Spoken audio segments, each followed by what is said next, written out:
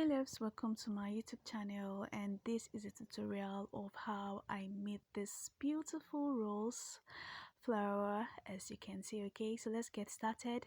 The first thing I just went ahead to do is to get my piece of fabric. Now you can actually use any fabric of your choice. Okay, so the next thing I just go ahead to do is to get the length of my fabric. Now, depending on how long you want it to be, for this tutorial I will be using a length of 57 inches. Okay, so for the width I went ahead to cut 5 inches width. Okay, as you can see me doing, although I've already gone ahead to like iron it, so that's why you see the fold effect. So on fold is 2.5 inches, then by the time you open it, it will be 5 inches like this. Okay, so the next thing I'll just go ahead to do is to fold it on two equal halves, like so, as you can see me doing. Okay, so at this edge part, like so, I'll just go ahead and give it a slant like this. Okay, like I'll just go ahead and give it a slant like so. So when I am done, I will use my scissors to cut it off. Okay, following the shape of my chalk that I did. Okay, now remember I did this on fold. Okay, so it's actually on both sides. So now I will turn it on the wrong face like this. That's as you can see me doing, and I'll just go ahead and sew it with 1/2 inch on the two sides that I shaped like this. Okay, so guys, after I am done, this is what I have. So I'll use my scissors to bring it out because it was not giving me the pointy effect that I wanted. Okay, so I'll just use my scissors to like bring out the folded parts out.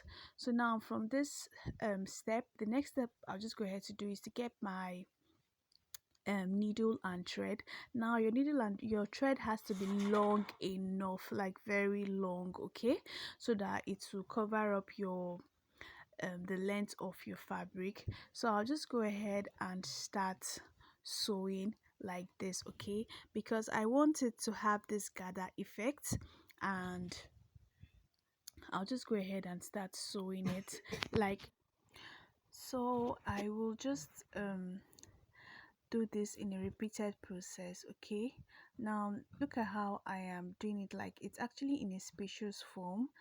That's I'm doing a gather stitches on this using a needle and thread. So for you, you can actually use your sewing machine to do this, so that's way it will be faster, but I just choose to use my needle and thread to do this. Okay, so you can see it better.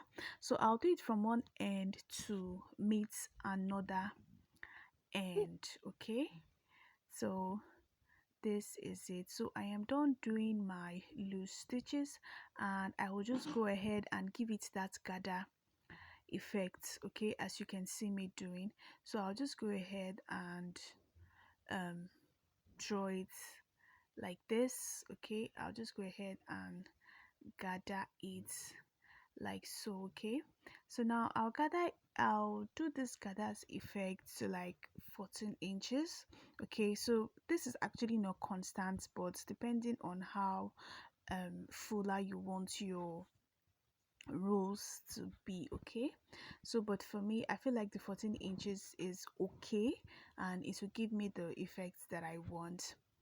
So guys, I am done gathering it, and this is what I have. Okay, so the next thing I'll just go ahead to do is to give it that shape. Okay, so now when I am done giving it that gathers effect, so this is how I will fold it. Okay, I'll bring the edge and I will just turn it over like this, and I'll start taking it round like so. Okay, as you can see me doing like this.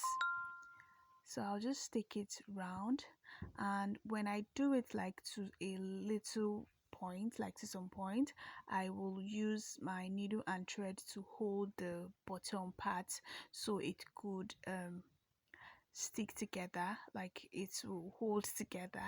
Yes, okay, I don't know if this is actually very visible, but from my explanation you will understand what I am doing. So I will just hold it, like when I give it that rose effect, I will hold it at the bottom part, like so, okay, so that it will not pull off. Okay, so now I will do this process repeatedly. I will just keep turning it like this, as you can see me doing. When I turn it to a point, I will sew that particular area, like so. Okay, so this actually basically all for this. It's just very simple. You can use any fabric of your choice to do this rose flower, and it will definitely come out um so It will well. definitely come out um so well. Okay, so now, like I said, I will do the process repeatedly, and you just keep using your needle and thread to hold the bottom sides together. Okay, so guys, I am done, and this is it. Okay, so this is actually the bottom side, the bottom side of the rose, and this is the upper side of the rose flower. So bye guys.